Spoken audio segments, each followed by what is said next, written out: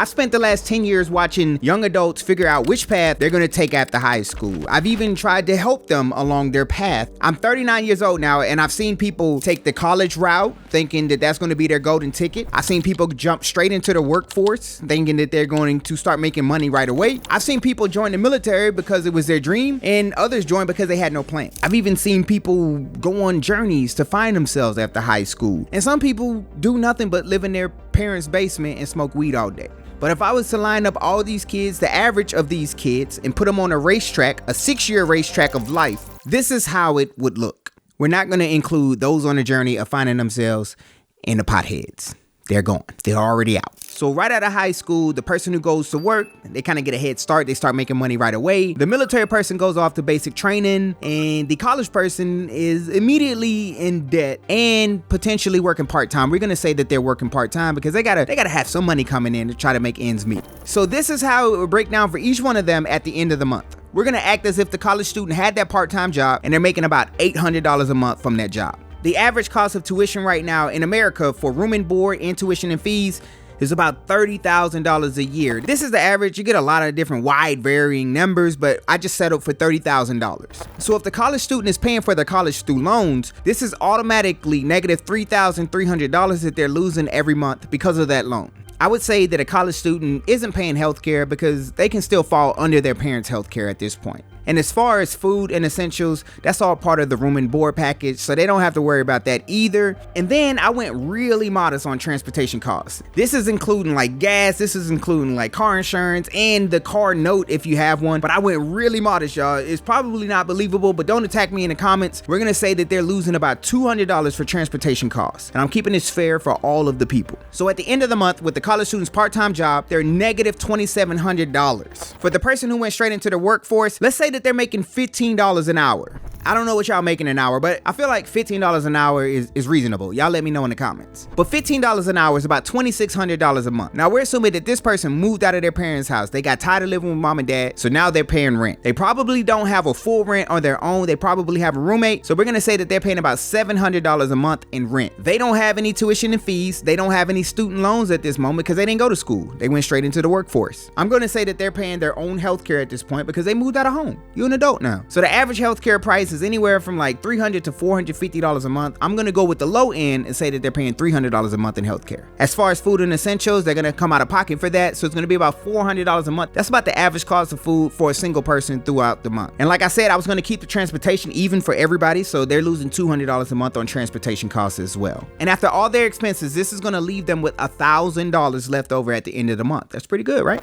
And then we have the person going off into the military. I'm gonna use the Air Force because that's the branch I serve in, and there's something different about the Air Force. We're going to talk about it later that is going to help the person who joins the Air Force. But for right now, a brand new member coming into the Air Force, if you sign a 6-year contract, because we're playing a 6-year game, as an E3, you're going to be making $2,733 a month. I'm just going to round it off to $2,700 though. That's with the new pay raise. You're brand new in the Air Force, so you got to live in the dorms. Most of the Air Force dorms are a single room dormitory, so you're not sharing a roommate. You don't have to worry about rent. You don't have any tuition and fees because you didn't go to college. If you do decide to go to college though, you get $4,500 in tuition assistance a year, but we're gonna act like you're not going to college at this point. So you don't have any tuition and fees, and you don't have any student loan. You also don't have any health care because the Air Force, the military, pays for your health care. So any issues that happen, you don't have to pay $1 out of your pocket. And you also don't have to worry about food and essentials because you have access to the dining facilities. That's what they call them in the Air Force. In the other branches, they call them chow halls. So then you got the transportation. Like I said, it's going to keep it the same for everybody, so $200 going out. So at the end of the month, with these expenses, that military member has about $2,500 left over at the end of the month. So that's year one, but this is a race, right? So we got to see how it figures out as you continue on this race.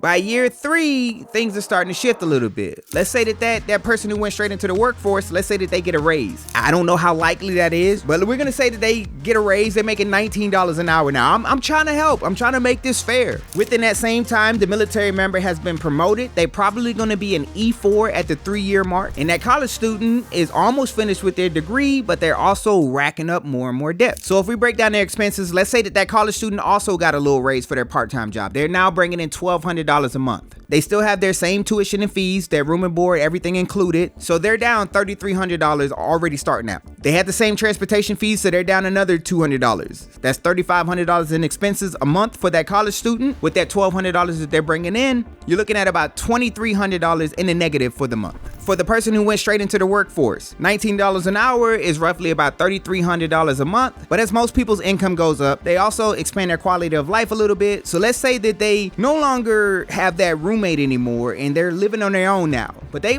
found the modest rent, so they're only paying $1,000 a month in rent. I know y'all gonna try to kill me in the comments. I'm trying to keep it fair. Remember, they didn't go to school, so no tuition and fees, no student loans. They're still paying that $300 in healthcare. Their food and essentials, let's keep it at $400 a month, but their transportation, maybe it went up a little bit. Maybe they're paying $300 a month now. Total, after all their expenses, they're gonna have about $1,300 left over at the end of the month. And for that military member, this is why I say the Air Force is critical, because at the 3-year mark, they let you move out of the dorms and you can start getting your own housing at this point. The Navy also lets you move out of the dorms at E4, I believe so. If I'm wrong, put it in the comments. But the Marines and the Army, they make you stay in the barracks until E5.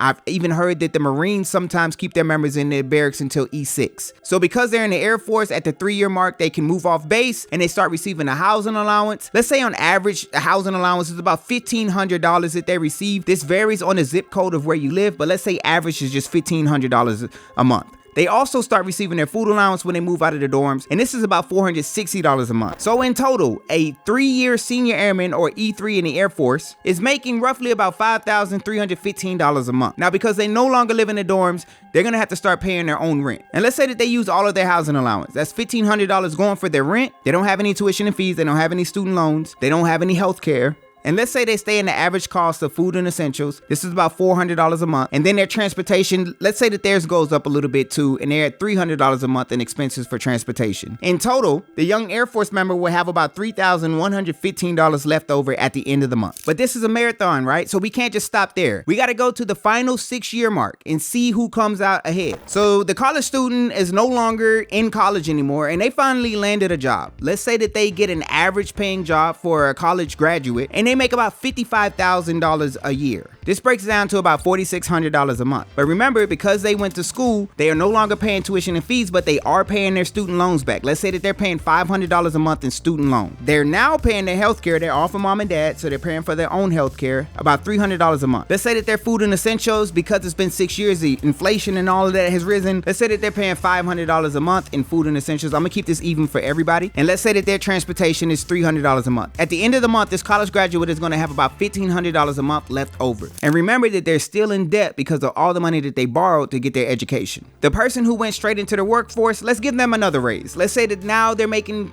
$22 an hour. This is about $3,800 a month. Let's keep them at the same rent. Now they have just the same quality of living as everyone else. That's $1,500 a month. They don't have any tuition and fees. They don't have any student loans. They're paying their health care, $300 a month. Their food and essentials is $500 a month, and their transportation is $300 a month.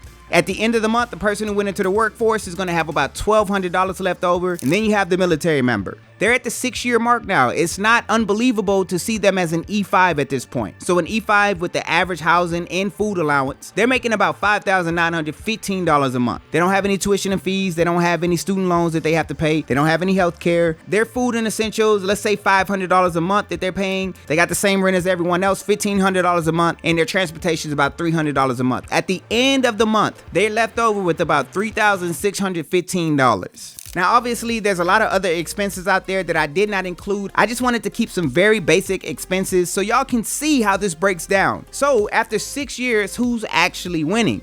Well, the truth is neither one of them, because you got to pick the best path for you. Whether it's going to college, you're playing the long game, you're investing in your future. If you go straight into the workforce and you develop a skill so good that people need it and you provide so much value, you can make good money that way. Or if you join the military, I just showed you how much you could fare compared to the others. So it's really all about the path that you choose. But what I found out is that success is more than just money. That's after 19 years of serving in the Air Force. I think I figured out the true meaning of success. And I made a video about it, breaking it all down for you all to see. But like I always say, I hope this video brought value to you. Stay beautiful, stay classy, and until next time, check me out.